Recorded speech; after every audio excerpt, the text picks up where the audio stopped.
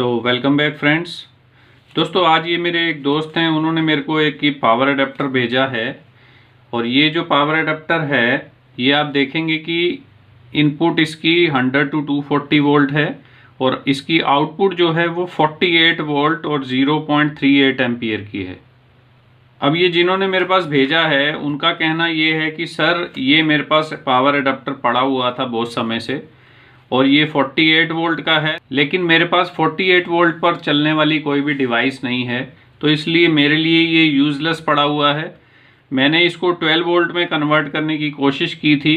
उन्होंने मेरी वीडियो देखी थी फीडबैक वाली, जो कि मैंने बताया था कि किस तरह से आप फीडबैक में जो वोल्टेज डिवाइडर रेजिस्टेंस होती हैं उनकी वैल्यू को आप चेंज करके किस तरह से आप आउटपुट वोल्टेज को चेंज कर सकते हो दोस्तों। तो वो वीडियो को देखकर उन्होंने इसके फीडबैक सेक्शन को मॉडिफाई करने की कोशिश की है कि ताकि ये जो 48 वोल्ट की आउटपुट है ये 12 वोल्ट में कन्वर्ट हो जाए।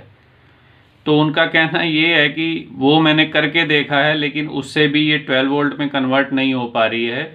जैसे ही वोल्टेज को वो डाउन करते हैं तो सीरीज लैंप ऑन हो जाता है और पावर सप्लाई जो है वो फ्लक्चुएट करने लगती है, रीस्टार्ट करने लगती है। तो वो बिल्कुल सही बात है दोस्तों उनकी, क्योंकि फीडबैक सेक्शन को चेंज करके मैंने जो वीडियो बनाई थी फीडबैक सेक्शन की उसमें भी मैंने ये बताया था कि फीडबैक सेक्शन की जो वोल्टेज डिवाइडिंग रेजिस्टेंस हैं उनकी वैल्यू को चेंज करके आप वोल्टेज को थोड़ा बहुत ऊपर नीचे कर सकते हो। थोड़ा बहुत का मतलब ये है कि मान लीजिए आपके पास 12 वोल्ट की पावर सप्लाई है और आप फीडबैक की जो रेजिस्टेंस है उनकी वैल्यू को चेंज करते हैं, तो चेंज करके आप 12 वोल्ट से उसको 14 वोल्ट 15 वोल्ट तक बना सकते हैं, या नीचे जाएंगे तो 9 वोल्ट 10 वोल्ट तक आप कर सकते हो। तो थोड़ी बहुत वेरिएशन आप कर सकते हो, उससे एसएमपीएस आपकी चल जाएगी, कोई दिक्कत नहीं आएगी उसमें। लेकिन एक बहुत बड़ी वेरिएशन करने के लिए फीडबैक सेक्शन में मॉडिफिकेशन करने से काम नहीं बनता है दोस्तों। अब जैसे इस केस में ये 48 वोल्ट की है, तो 48 वोल्ट से 12 वोल्ट बनाने का मतलब है कि आप 1/4 कर रहे हो उसकी आउटपुट को। तो ये बहुत बड़ा डिफरेंस है दोस्तों। 48 वोल्ट से 12 वोल्ट करने के लिए ये बहुत बड़ा डिफरेंस है। इसको आप फीडबैक रेजिस्टेंस चेंज करके तो बिल्कुल भी नहीं कर सकते हो। तो अब सवाल ये है कि क्या हम ये जो 48 वोल्ट का पावर अडेप्टर है इसकी आउटपुट को 12 वोल्ट कर सकते हैं या नहीं कर सकते हैं, और अगर कर सकते हैं तो कैसे कर सकते हैं। तो आज की वीडियो में दोस्तों हम इसी टॉपिक पे बात करेंगे कि अगर आपके पास भी कोई ऐसा पावर अडेप्टर है जिसकी वोल्टेज को आप काफ़ी ज़्यादा कम करना चाहते हैं और वो फीडबैक सेक्शन में मॉडिफिकेशन करने से तो पॉसिबल नहीं है, वो नहीं होगा, तो आप इसको कैसे कर सकते हैं वो सब मैं आपको आज इस वीडियो में बताता हूं दोस्तों। तो चलिए दोस्तों वीडियो को शुरू करते हैं। तो सबसे पहले तो दोस्तों आप ये एक बात समझ लें कि जब भी कोई एसएमपीएस डिज़ाइन की जाती है तो उस समय उसकी आउटपुट वोल्टेज कितनी होगी, कितना करंट वो आउटपुट पे देगी, ये सब चीज़ों को ध्यान में रख के उसके एक एक कंपोनेंट को सिलेक्ट किया जाता है और उसी के हिसाब से कंपोनेंट सारे लगाए जाते हैं। यानी कि पूरा डिज़ाइन जो है वो उसी वोल्टेज और उसी करंट के हिसाब से बनाया जाता है। अगर आप उसके अंदर में कोई चेंजेस करते हैं तो उससे कई बार वो बाकी का सर्किट जो है वो बना तो उतनी वोल्टेज के लिए है, लेकिन आप वोल्टेज को कम करना चाहते हैं तो वो बाकी सर्किट जो है वो उस वोल्टेज को, जो कम हुई वोल्टेज है, उसको सपोर्ट नहीं करता है। इसी वजह से आपको आउटपुट प्रॉपर नहीं मिलती है। अब इस केस में हम क्या करने वाले हैं दोस्तों कि ये जो हमारा 48 वोल्ट का एसएमपीएस का सर्किट है इसकी वोल्टेज को अगर हमें डाउन करना है तो उसमें सबसे पहला काम हमें ये करना पड़ेगा कि हमें इसका जो ट्रांसफार्मर है, ये ट्रांसफार्मर 48 वोल्ट के हिसाब से बनाया हुआ है, हमें इस ट्रांसफार्मर को निकाल के इसको खोलना पड़ेगा। इस ट्रांसफार्मर को खोल के इसको दोबारा से रिवाइंड करना पड़ेगा 12 वोल्ट के हिसाब से, ताकि ये आउटपुट में हमें 12 वोल्ट दे, ना कि 48 वोल्ट। और दूसरा काम हमें क्या करना पड़ेगा, जब हम ट्रांसफार्मर को रिवाइंड कर देंगे 12 वोल्ट के हिसाब से और वापस लगा देंगे, उसके बाद हमें इसका जो फीडबैक सर्किट है जो कि 48 वोल्ट के हिसाब से डिज़ाइन किया हुआ है, उस फीडबैक सर्किट को हमें चेंज करना पड़ेगा और उसको भी 12 वोल्ट के हिसाब से उसमें जो वोल्टेज डिवाइडिंग रेजिस्टर हैं उनकी वैल्यू को चेंज करना पड़ेगा। और तब वो सप्लाई हमारी 12 वोल्ट हमें प्रॉपर देने लगेगी दोस्तों। तो पहला काम क्या हो गया हमारा कि हमें ये ट्रांसफार्मर को बाहर निकालना है, इसको खोलना है, इसकी वाइंडिंग को सारा खोल के और दोबारा से इसको 12 वोल्ट के हिसाब से कैलकुलेट करके इसको रीवाइंड करेंगे हम ट्रांसफार्मर को। और जब एक बार ट्रांसफार्मर हमारा रेडी हो जाएगा 12 वोल्ट के हिसाब से, इसको वापस लगा देंगे और उसके बाद हम जो फीडबैक सेक्शन है हमारा, ये 48 वोल्ट के हिसाब से बना हुआ है, इसको हम ये जो रेजिस्टेंस लगी हैं इनकी वैल्यू को चेंज करके हम इस फीडबैक सेक्शन को भी 12 वोल्ट के हिसाब से कैलकुलेट करके यहाँ वैल्यूज लगाएंगे। तो ये 2 स्टेप करने से दोस्तों हमें 12 वोल्ट यहाँ मिल जाएगी। अगर आप इसके कवर पे देखेंगे तो ये 48 वोल्ट और 0.38 एम्पियर की पावर सप्लाई है। तो कैलकुलेटर पे मैं आपको बताता हूँ कि ये 48 वोल्ट की पावर सप्लाई है और ये करंट कितना दे रही है, 0.38 एम्पियर का। तो 48 और 0.38 को अगर हम मल्टीप्लाई कर देते हैं तो हमारी आउटपुट पावर कितनी निकली, 18 वॉट। यानी कि ये जो सप्लाई है, ये जो एडाप्टर है, ये 18 वॉट का एडाप्टर है।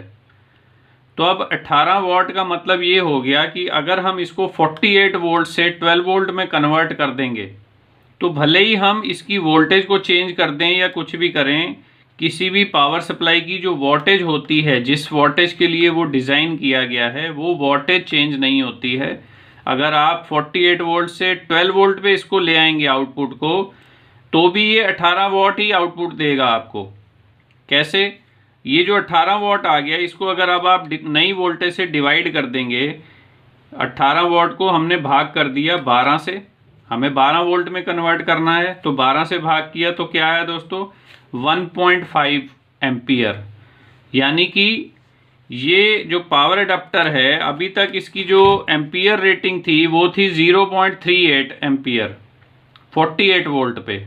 अब जब 48 वोल्ट से ये 12 वोल्ट पे आएगा तो ये एम्पियर जो हैं ये बढ़ जाएंगे। जब वोल्टेज कम होगी ट्रांसफार्मर में तो उस केस में एम्पियर बढ़ के 1.5 एम्पियर हो जाएंगे। यानी कि आपकी पावर सप्लाई ये 12 वोल्ट बनने के बाद में आपको 1.5 एम्पियर का करंट देगी।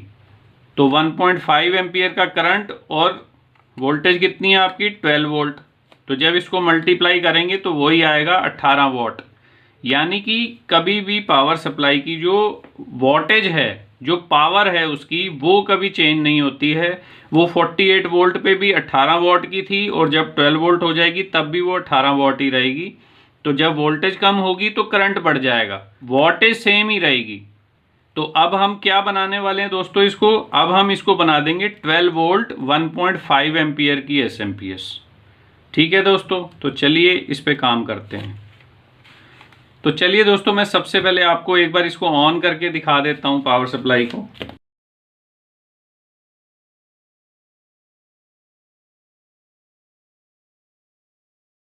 अब इसकी आउटपुट वोल्टेज चेक कर लेते हैं कितनी आ रही है। देखिए ये 47 वोल्ट अभी आउटपुट दे रहा है दोस्तों। तो चलिए अब हम इसको मॉडिफाई करते हैं। तो ये मैंने इसकी पावर को कर दिया डिस्कनेक्ट। तो अब हम अपनी एक डीसोल्डरिंग गन की मदद से इस ट्रांसफार्मर को डीसोल्डर कर लेते हैं दोस्तों।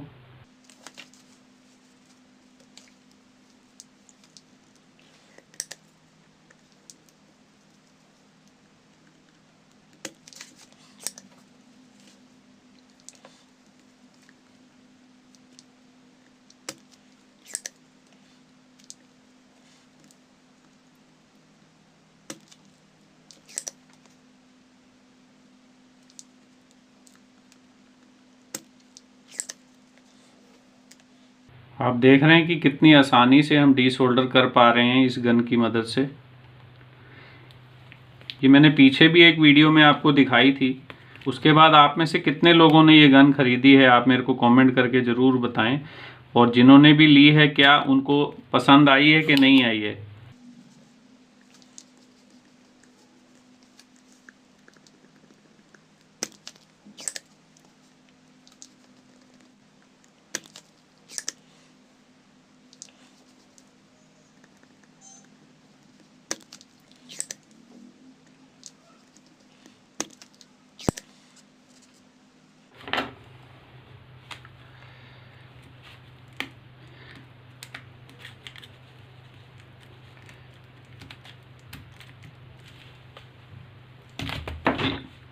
तो ये दोस्तों हमारा ट्रांसफार्मर निकल गया है इसमें से।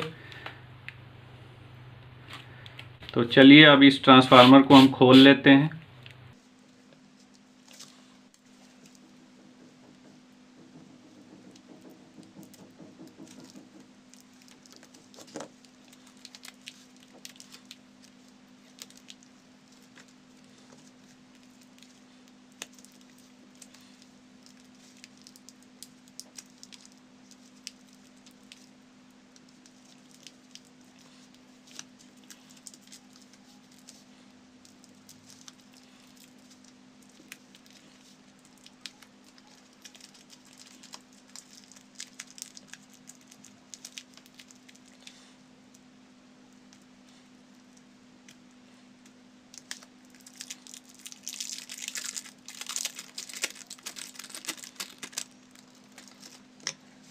तो ये दोस्तों हमारा ट्रांसफार्मर निकला है इसमें से।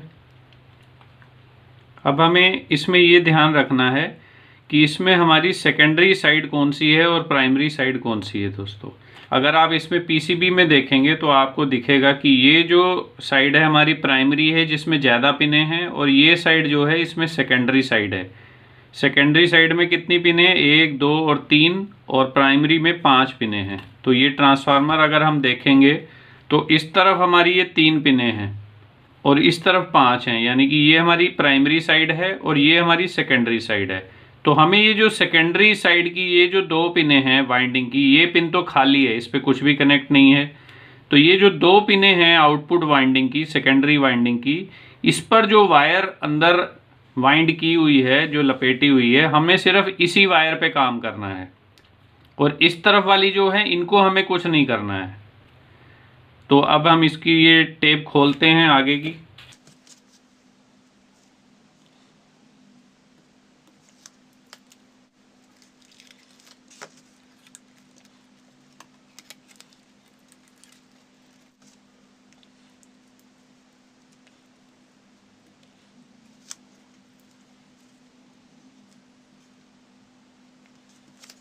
अब यहाँ पर एक इन्होंने जॉइंट लगा रखा है सोल्डर से, तो इसको सोल्डरिंग आयरन से छुड़ा लेते हैं।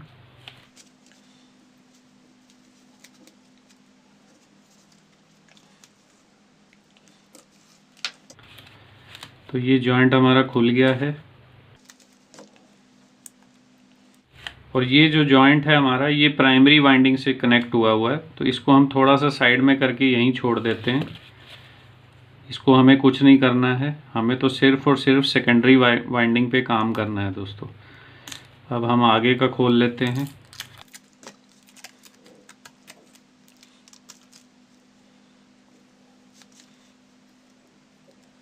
ये देखिए कितनी ज़्यादा टेप इस पे लगा रखी है।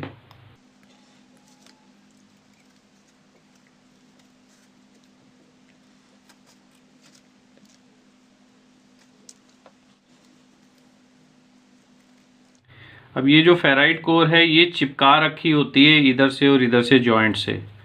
तो अब इसको छुड़ाने के लिए, वैसे नॉर्मली आप इसको हल्का सा गर्म करेंगे तो ये छूट जाती है अगर आराम से ना निकल रही हो।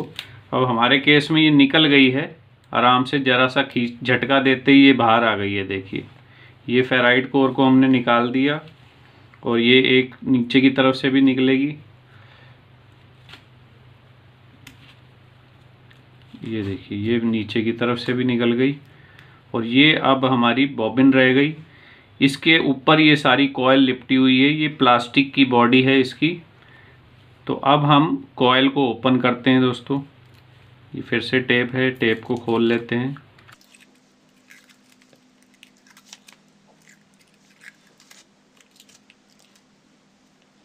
तो ये हमने खोल लिया, और ये हमारी सेकेंडरी साइड थी जिस पे 3 पिनें हैं। देखिए ये जो 3 पिन वाली जो साइड है ये हमारी सेकेंडरी साइड है। तो सेकेंडरी साइड की वाइंडिंग की सबसे ऊपर लिपटी हुई है। कुछ ट्रांसफार्मर आप खोलेंगे तो आपको मिलेगा कि जो प्राइमरी साइड की वाइंडिंग्स हैं या ऑक्सिलरी वाइंडिंग है वो आपको ऊपर मिलेंगी। पहले आपको वो सब खोलनी पड़ेंगी, उसके बाद उनके नीचे आपको ये सेकेंडरी वाइंडिंग मिलेगी। लेकिन हमारे केस में इस ट्रांसफार्मर में हमें ऊपर ही मिल गई है सेकेंडरी वाइंडिंग। तो अब हमें करना क्या है दोस्तों कि हमें ये एक वायर जो है इसको यहाँ से, ये शोल्डर हुआ है, इसको निकाल लेना है यहाँ से और फिर इसको हम खोलेंगे। तो चलिए इसको निकाल लेते हैं।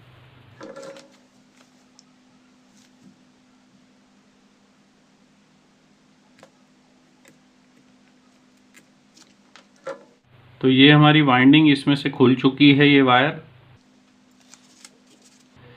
जैसा कि आप देख सकते हैं, ये वायर हमारी खुद निकल गई है इसमें।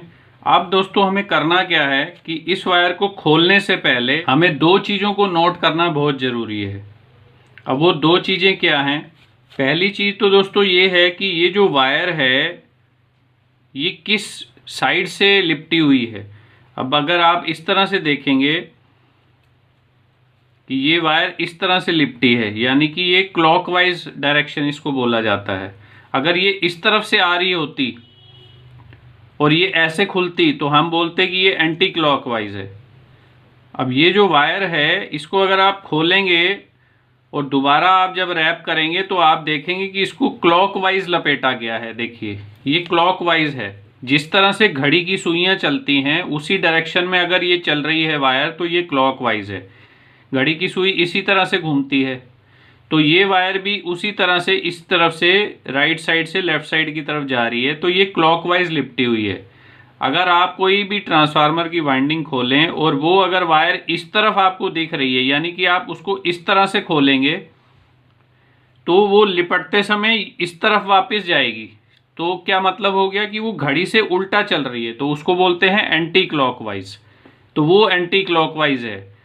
तो अब जब भी आप वाइंडिंग को खोलें तो आप ये जरूर ध्यान रखें, इसको, इस बात को नोट करके रखें कि वाइंडिंग आपकी क्लॉकवाइज लिपटी हुई है कि एंटी क्लॉकवाइज लिपटी है, क्योंकि आपको बाद में उसी डायरेक्शन में लपेटनी है, वो उल्टा नहीं लपेटना है उसको। तो हमारे केस में क्या है, हमारे केस में ये वाइंडिंग जो है क्लॉकवाइज लिपटी हुई है।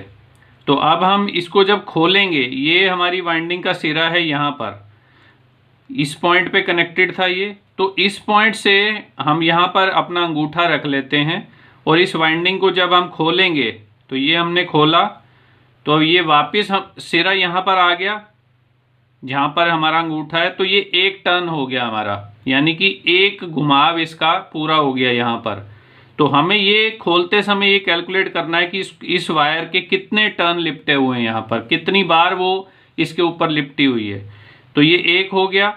अब हम दोबारा से खोलते हैं, दो हो गए,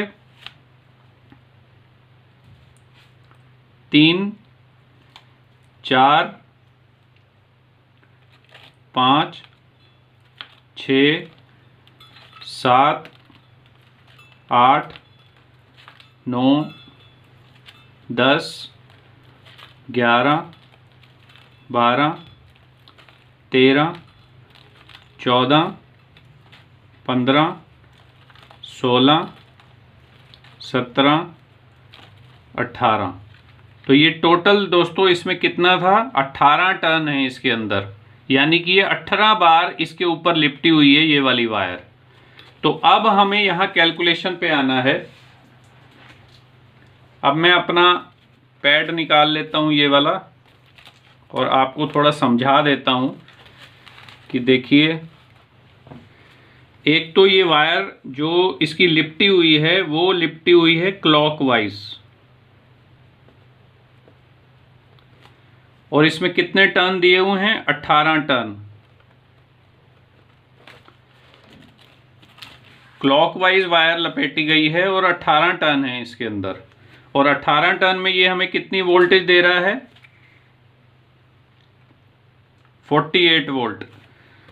तो 48 वोल्ट मिल रहे हैं हमें 18 टर्न से। तो अब यहाँ थोड़ी सी कैलकुलेशन आएगी दोस्तों। इसको कैलकुलेशन कैसे की जाती है कि हमें 48 वोल्ट मिल रहे हैं कितने टर्न पे, 18 टर्न पे। और तो अगर हमें 1 वोल्ट चाहिए हो आउटपुट में तो हमें टर्न कितने करने पड़ेंगे, वो कितने हो जाएंगे, 18 बटे ये 48 इस तरफ आ जाएगा, 18 बटे 48 अगर आप कर दोगे तो 1 वोल्ट मिलेगा आपको आउटपुट पे। तो ये 18 बटे 48 कितने टर्न हो गए, ये कैलकुलेटर में हम देख लेते हैं। 18 को हम भाग कर देते हैं 48 से, तो आप देखिए ये बन गया 0.375 टर्न्स, यानी कि आधे टर्न से भी कम अगर हम टर्न करें तो हमें 1 वोल्ट मिलेगा आउटपुट पे। लेकिन हमें कितना चाहिए दोस्तों, हमें चाहिए 12 वोल्ट। तो 12 वोल्ट अगर हमें चाहिए तो ये आया था 0.375 और इसको हम गुणा कर देंगे 12 से। तो ये 0.375 आया, इसको हमने गुणा किया 12 से, तो ये क्या जवाब आ गया 4.5 टर्न। यानी कि अगर आपको 12 वोल्ट चाहिए आउटपुट पे तो आपको क्या करना है, 4.5 टर्न देने हैं बस। तो अब इस केस में हम क्या करेंगे दोस्तों, 4.5 टर्न तो हो नहीं सकते, तो हम या तो 4 दे सकते हैं या 5 दे सकते हैं। तो हम इसको 5 टर्न कर देते हैं। अगर हम 5 टर्न देते हैं तो ये ट्रांसफार्मर हमारा कितने वोल्टेज का बन जाएगा, 5 को अगर आपने भाग कर दिया 0.375 से तो ये कितनी वोल्टेज बन जाएगी, 13.3 वोल्ट। तो अगर हम 5 टर्न देते हैं तो वोल्टेज हमें कितनी मिलेगी, 13.3 वोल्ट। तो कोई दिक्कत नहीं है, 13.3 वोल्ट हम ले लेते हैं, बाकी हम फीडबैक से एडजस्ट कर लेंगे। इतना तो फीडबैक से एडजस्ट कर ही सकते हैं हम, ठीक बात है ना। अब मैं एक बार ये सारी जो कैलकुलेशन है आपको एक बार ही समराइज कर देता हूँ दोबारा से, ताकि आपको अच्छे से समझ आ जाए। हमने इसकी ये वाइंडिंग को खोल लिया, सेकेंडरी वाइंडिंग को, जो कि क्लॉकवाइज लिपटी हुई थी। इसमें 18 टर्न दिए हुए थे और 18 टर्न से हमें 48 वोल्ट मिल रहे थे, 48 वोल्ट हमें मिल रहे थे यहाँ पे। ठीक है दोस्तों, तो यहाँ हमने लिख लिया 48 वोल्ट हमें मिल रहे हैं 18 टर्न से।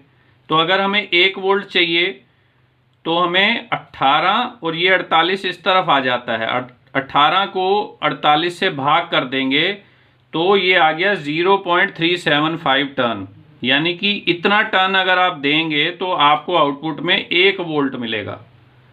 अब अगर हमें आउटपुट में 12 वोल्ट चाहिए तो ये जो जवाब आया है 1 वोल्ट वाला, 1 वोल्ट का इतना टर्न है, तो 12 वोल्ट के लिए इसी टर्न को 12 गुना कर देते हैं तो 12 वोल्ट मिल जाएंगे। तो हमने 0.375 को 12 से गुना कर दिया, तो 12 से गुना किया तो आंसर आ गया 4.5 टन। यानी कि 4.5 टन अगर हम देते हैं तो हम 12 वोल्ट हमें ट्रांसफार्मर की सेकेंडरी वाइंडिंग में मिलेंगे। अब 4.5 टन तो हम दे नहीं सकते हैं, तो हम क्या करेंगे, हम 5 टन दे देंगे इसको। तो 5 टन देने पे हमें वोल्टेज कितनी बनेगी, 13.3 वोल्ट। और उसको हम, ये 1 वोल्ट का सवाल है, 1 सवा वोल्ट 1.5 वोल्ट तो हम फीडबैक से ही कम कर लेंगे, तो ये एसएमपीएस हमारी 12 वोल्ट पे आ जाएगी। ठीक है दोस्तों, तो अब हम 5 टर्न दे देते हैं इसमें वाइंडिंग के और फिर इसको वापस पैक कर देते हैं।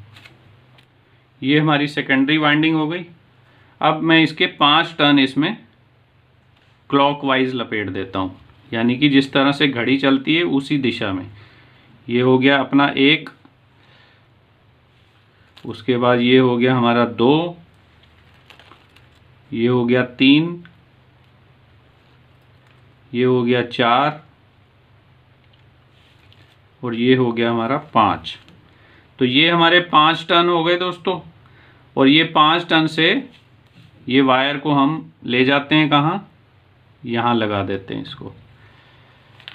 तो ये 5 टर्न हमने दे दिए इस वाइंडिंग के। देखिए पहले जो 18 टर्न थे इसी वायर के, अब हमने कितने दे दिए, 5 टर्न।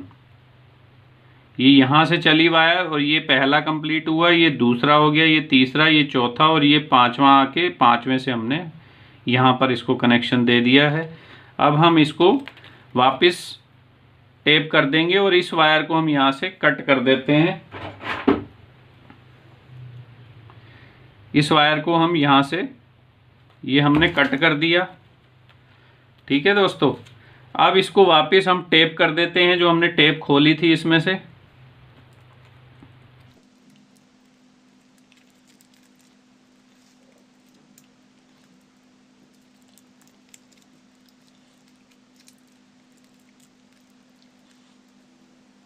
तो ये जो हमने इस पे से टेप उतारी थी ये वापस लगा दी हमने। और उसके बाद ये वाला जो सिरा था इसको वापस इसी पे लगा देते हैं।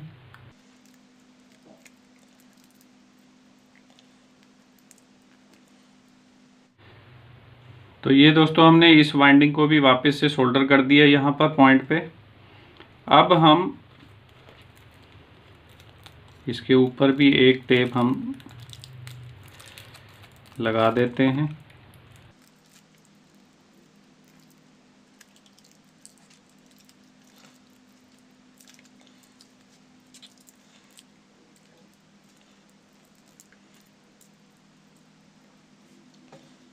ये हमने टेप लगा दी इसमें। अब हम इसकी जो फेराइट कोर थी इसको वापस लगाते हैं इस तरह से।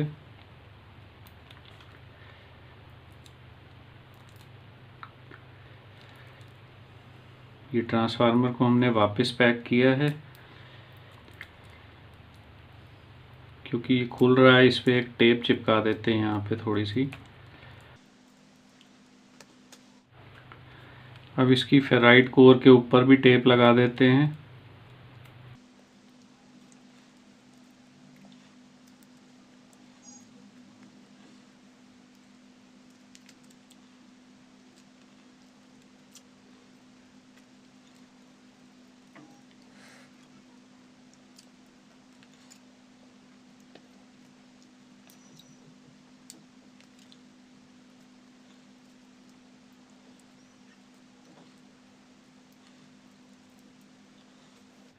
तो अब ये दोस्तों हमारा ये ट्रांसफार्मर लगभग तैयार है। अब इसके जो थोड़े से कपड़े रह गए हैं वो पहना देते हैं इसको, और जो हमने निकाले थे।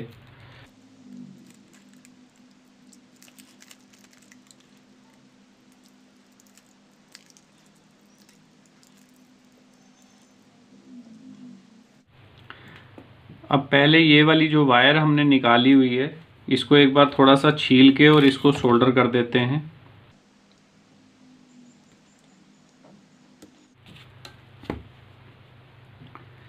इसका थोड़ा सा एनेमल पहले उतार देते हैं यहाँ से।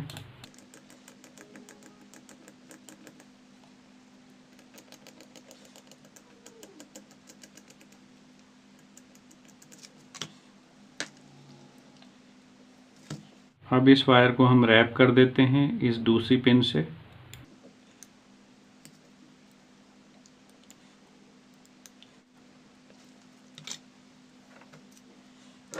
और इसको सोल्डर कर देते हैं।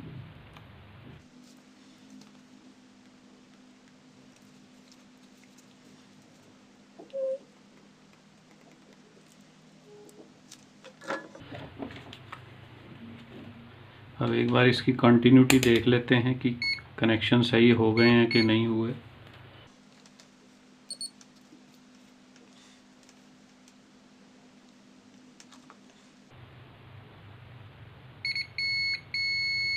तो दोस्तों आप देख रहे हैं कि कंटिन्यूटी आ गई है, तो यानी कि हमने कनेक्शन सही कर दिए हैं इसमें। अब ये हमारा ट्रांसफार्मर जो है ये बाकी के कपड़े पहनाने के लिए तैयार है। तो इसको बाकी के भी कपड़े पहना देते हैं इसके।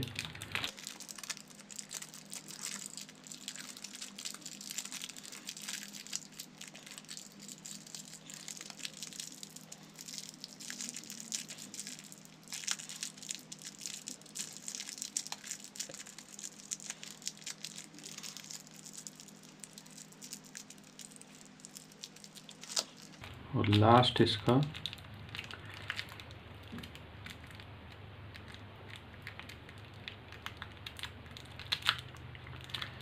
ये इसकी लास्ट टेप थी, इसको भी लगा देते हैं।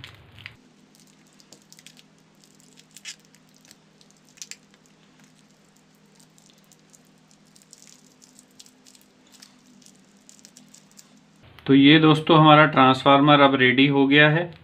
इसको अब हमने 48 वोल्ट से निकाल के 12 वोल्ट पे कन्वर्ट कर दिया है। तो अब हम इस ट्रांसफार्मर को वापस लगाते हैं पावर सप्लाई में और देखते हैं कि क्या रिज़ल्ट आता है इसका। अब ये हमारी पावर सप्लाई आ गई। इस ट्रांसफार्मर को वापस से इसमें बिठा देते हैं। तो ये सारे टर्मिनल आ गए यहाँ। अब इनको सोल्डर कर देते हैं वापस।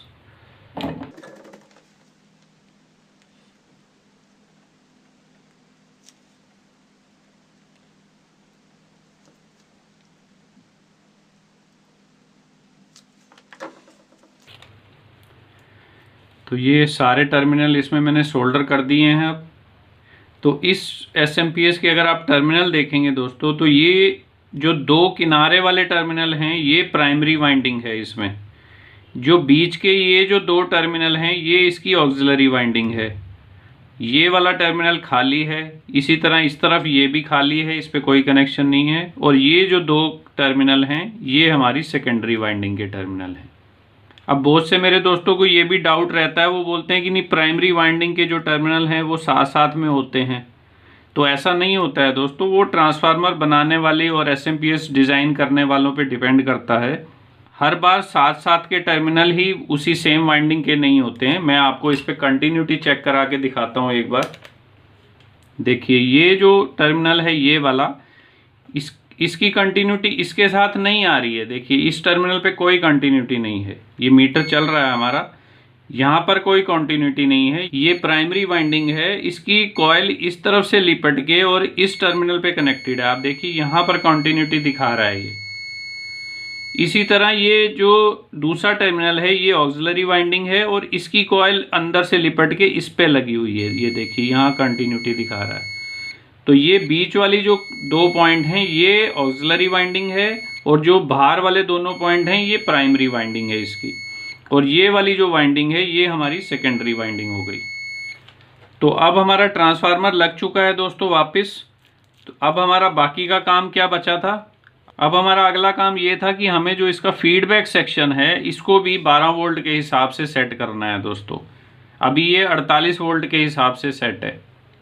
तो अब हम एक बार देख लेते हैं कि इसका फीडबैक सेक्शन किस तरह से बना हुआ है।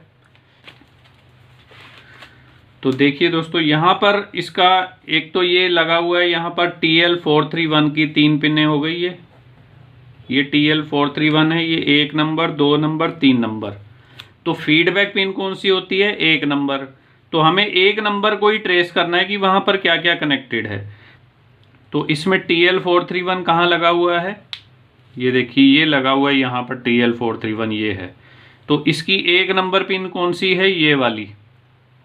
ये 1 है, ये 2 है, ये 3 है। तो 1 नंबर पिन पे आप देखेंगे कि यहाँ ये एक रेजिस्टेंस लगी हुई है और उसके बाद ये लाइन कहाँ जा रही है? ये आ गई यहाँ पर। यहाँ क्या लगा हुआ है? ये कैपेसिटर है आपका आउटपुट जिसकी पॉजिटिव साइड है ये। तो ये आउटपुट के जो प्लस वाला टर्मिनल है वहाँ से एक रेजिस्टेंस कनेक्ट करके TL431 के 1 नंबर पिन पे लगी है। तो हमने ये 1 नंबर पिन को रेजिस्टेंस लगा के पॉजिटिव सप्लाई से कनेक्ट कर दिया। अब इसके साथ और क्या लगा हुआ है देखिए, इसी 1 नंबर पिन से एक ये रेजिस्टेंस भी लगी हुई है छोटी सी, अगर आपको ये दिख रही हो कैमरे में। ये एक रेजिस्टेंस यहाँ लगी हुई है और इसका दूसरा सिरा जो है ये इसी TL431 के 2 नंबर पिन पे लगा हुआ है। तो जो 2 नंबर पिन है वो आउटपुट के ग्राउंड टर्मिनल से कनेक्ट होती है। तो ये हमारी 2 नंबर पिन हो गई और 2 नंबर पिन जो है ये ग्राउंड से कनेक्ट हो गई आउटपुट की। और यहीं से एक रेजिस्टेंस लगा के इस तरह से, और ये इधर जा रही है। तो ये हमारी R1 रेजिस्टेंस है, ये हमारी R2 रेजिस्टेंस है। तो अब हम क्या कर सकते हैं दोस्तों कि हम किसी एक रेजिस्टेंस को एज इट इज ही लगा रहने दें और दूसरे की वैल्यू को 12 वोल्ट के हिसाब से कैलकुलेट कर लें। अब ये कैसे करेंगे, इसके लिए भी मैंने एक वीडियो बनाया था फीडबैक रजिस्टर की कैलकुलेशन के ऊपर। उसका लिंक ये ऊपर आ रहा है, यहाँ पर क्लिक करके आप वो वीडियो भी डिटेल में देख सकते हो। अभी मैं आपको यहाँ पर सीधा सीधा बताऊंगा कि उस वीडियो में मैंने जो आपको फॉर्मूला बताया था कि किस तरह से आपको रेजिस्टेंस कैलकुलेट करनी है, उसकी वैल्यू के हिसाब से हम यहाँ पर कैलकुलेट कर लेंगे। तो सबसे पहले हमें यहाँ पर जो 2 रेजिस्टेंस लगी हैं इनकी वैल्यू देखनी है कि कितनी है। तो पहले हम इनकी वैल्यू देख लेते हैं। तो उसके लिए दोस्तों हम एक बार रेजिस्टेंस को बाहर निकाल लेते हैं दोनों को, क्योंकि सर्किट में लगे हुए रेजिस्टेंस की वैल्यू सही से पता नहीं चल पाती है।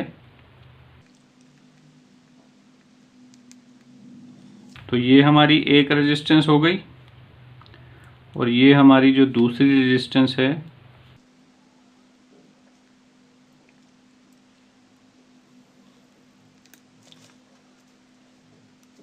ये दूसरी रेजिस्टेंस भी निकल गई। तो अब हम अपना मल्टीमीटर यहाँ रेजिस्टेंस पे सेट करके और एक बार पहले इन रेजिस्टेंस की वैल्यू को देख लेते हैं कि क्या वैल्यू है इनकी।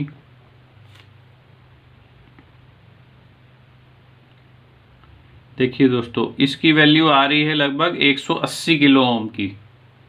ये 180 किलो ओम की रेजिस्टेंस है जो पॉजिटिव लाइन से कनेक्टेड है, ये वाली। तो इसकी वैल्यू हो गई 180 के। और जो दूसरी रेजिस्टेंस निकली है हमारी, इसकी वैल्यू क्या है,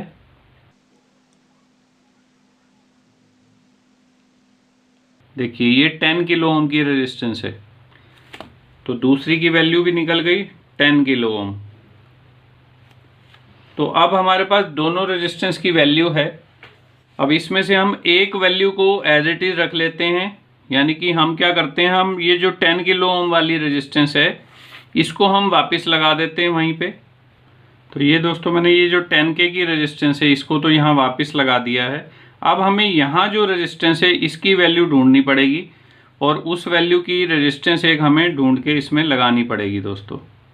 तो अब अगर इस इक्वेशन में देखें तो हमें कौन सी वैल्यू पता है और कौन सी नहीं पता है। 10K तो हमने वापस लगा दी, तो यानी कि ये वैल्यू हमें पता है। और ढूंढनी किसकी वैल्यू है हमें, R1 की। जो पहले 180K की लगी थी, अब ये वाली तो हम लगा नहीं रहे हैं, तो हमें इसकी वैल्यू ढूंढनी है कि R1 की वैल्यू अब क्या होगी 12 वोल्ट के लिए। तो उसके लिए जो मैंने फीडबैक रजिस्टर कैलकुलेशन वाला वीडियो बनाया था उसमें फॉर्मूला क्या बताया था मैंने आपको कि R1 की अगर हमें वैल्यू निकालनी है तो उसकी वैल्यू क्या होती है, V आउट और V ड्रॉप ब्रैकेट में R2 और माइनस R2। यही फॉर्मूला मैंने आपको बताया था, काफ़ी समय पहले एक वीडियो बनाई थी मैंने, आप देख सकते हैं उसको जाके। तो अब इस फॉर्मूले के हिसाब से V आउट क्या है, V आउट है कि हमें कितनी वोल्टेज चाहिए आउटपुट पे। तो आउटपुट वोल्टेज हमें कितनी चाहिए, 12 वोल्ट। और वोल्टेज ड्रॉप हमें कितना चाहिए, R2 पे। R2 ये है ना, तो R2 पे ही वोल्टेज ड्रॉप जो होता है वो 2.5 वोल्ट चाहिए होता है, तब ये यहाँ पर 2.5 वोल्ट मिलती है। क्योंकि ये ग्राउंड रेफरेंस के साथ में ये रेजिस्टेंस जुड़ी है और ये इधर से इस पॉइंट पे जुड़ी है, यानी कि 1 नंबर पिन पे। तो 1 नंबर पिन और ग्राउंड के बीच में इस रेजिस्टेंस के ऊपर अगर 2.5 वोल्ट ड्रॉप होगा तो वही 2.5 वोल्ट यहाँ रेफरेंस पे मिल जाएगा। तो हमें R2 पे वोल्टेज ड्रॉप कितनी चाहिए, 2.5। और R2 की वैल्यू हमारी क्या है, 10K। और इसी में से हम माइनस क्या कर देंगे, 10K। तो अब इस फॉर्मूले को हम कैलकुलेट कर लेते हैं। देखिए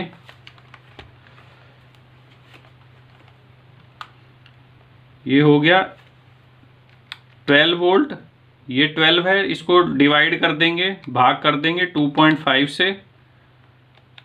तो ये क्या आ गया, 4.8।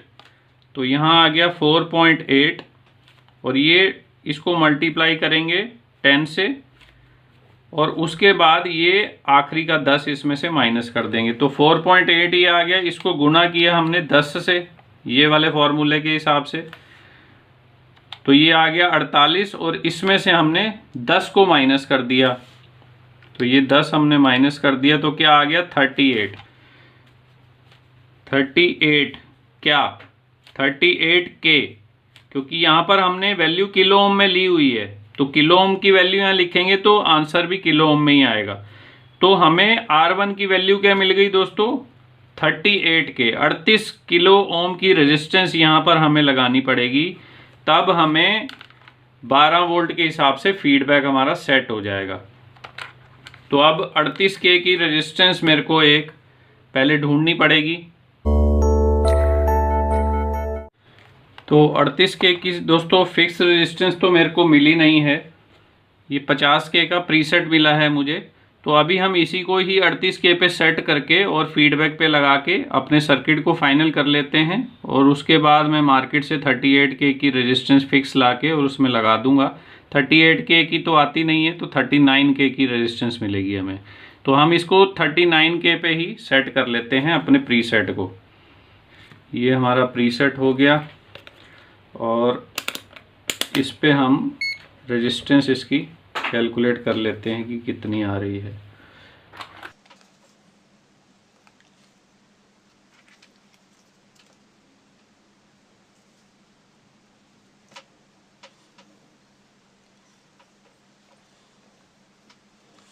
तो जैसा कि आप देख रहे हैं ये अभी अराउंड 33K के आसपास ही पहले से ही सेट है। इसको थोड़ा सा और सेट कर लेते हैं 39 तक।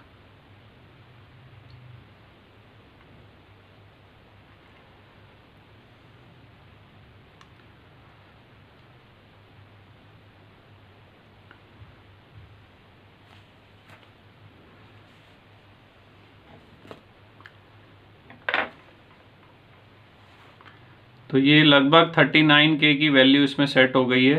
तो अब हम इस प्रीसेट को वहाँ पर लगा देते हैं फीडबैक में।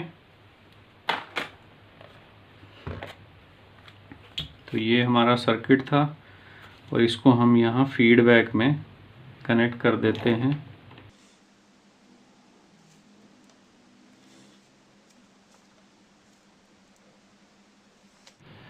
तो ये हमारी 39K की रेजिस्टेंस में लग गई प्रीसेट के रूप में।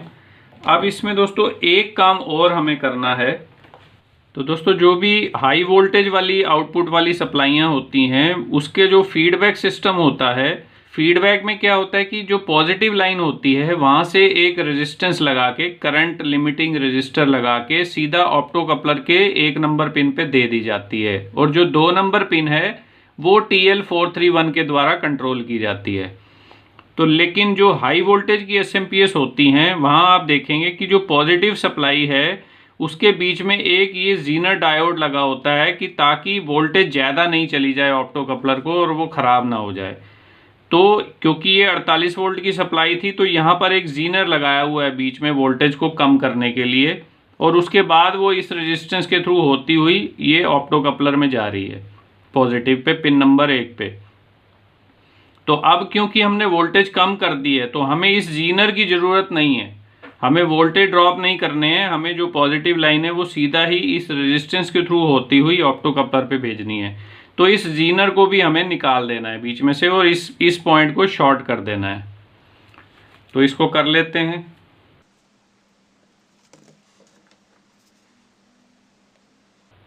तो ये जो जीनर है इसको निकाल देते हैं हम।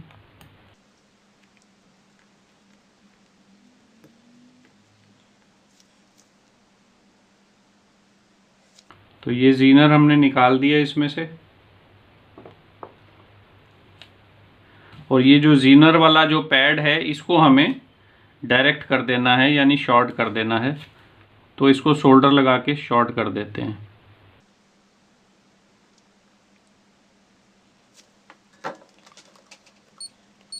एक बार देख लेते हैं कि वो पॉइंट शॉर्ट हुए हैं कि नहीं हुए। अब ये शॉर्ट हो गया है। तो अब ये एसएमपीएस दोस्तों हमारी कंप्लीट हो चुकी है। यहाँ से हमने जीनर हटा के ये पॉइंट को हमने शॉर्ट कर दिया। यहाँ हमने 39K की ये रेजिस्टेंस लगा दी, अभी प्रीसेट लगाया है, बाद में लगा लेंगे रेजिस्टेंस। और जो एक रेजिस्टेंस जो 10K की पहले से लगी हुई थी उसको हमने एज इट इज़ ही लगे रहने दिया वहाँ पर, उसको नहीं हटाया है। ये 10K की यहाँ लगी हुई है रेजिस्टेंस। तो ये सर्किट हमारा कंप्लीट हो गया है। तो अब क्या रह गया दोस्तों, अब हमें इसको ऑन करके देखना है सप्लाई को, कि जो हमने काम किया है उसमें हमें कामयाबी भी मिली है कि नहीं मिली है। चलिए इसको पावर ऑन करके देखते हैं दोस्तों।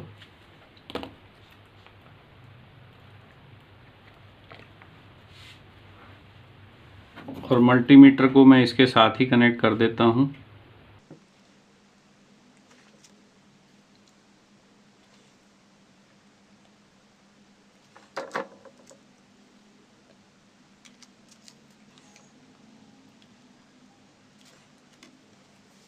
तो ये दोस्तों मैं अब सप्लाई को ऑन करता हूं।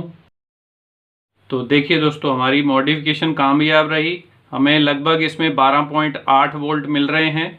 जो हमने कैलकुलेशन की थी तो 13 पॉइंट समथिंग की हमने 5 टर्न दिए थे, तो उसको हम फीडबैक से कंट्रोल कर लेंगे, थोड़ा सा कम हो पाएगा ये।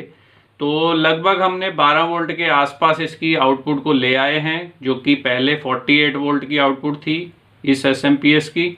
तो अगर आपके पास भी ऐसी कोई SMPS पड़ी हो तो आप इस तरह से उसका ट्रांसफार्मर को खोल के उसको रिवाइंड करके और आप जो भी वोल्टेज चाहें आप वो उसमें से प्राप्त कर सकते हैं। दोस्तों, फीडबैक से वोल्टेज थोड़ी बहुत एडजस्ट हो सकती है, लेकिन बहुत बड़ा डिफरेंस हो तो आपको ट्रांसफार्मर को ही रिवाइंड करना पड़ेगा और उसके अलावा कोई दूसरा उपाय नहीं है। या तो एक तीसरा उपाय है कि आप बक कन्वर्टर एक साथ में लगा सकते हैं, उससे भी वोल्टेज को आप डाउन कर सकते हैं, पर वो एडिशनल कॉस्ट है। इसमें तो आपको सिर्फ ट्रांसफार्मर को खोलना है और उसी की वाइंडिंग को कम करके वापस लगा देना है, तो आपकी वोल्टेज जो है वो ड्रॉप हो जाएगी। तो उम्मीद करता हूं दोस्तों कि इस वीडियो से आपने बहुत सी चीज़ें सीखी होंगी। अगर इसके बारे में आपका कोई भी सवाल, कोई भी क्वेश्चन, कोई क्वेरी आपके माइंड में आ रही हो तो आप नीचे कमेंट में लिखें, मैं आपको उसका जवाब दे दूंगा। और वीडियो आपको पसंद आया है दोस्तों तो ज़रूर इसको लाइक करें, और अगर आपने अभी तक चैनल सब्सक्राइब नहीं किया है तो चैनल सब्सक्राइब कर लें। मैं मिलता हूँ आपको अगली एक नई वीडियो में, तब तक के लिए गुड बाय फ्रेंड्स।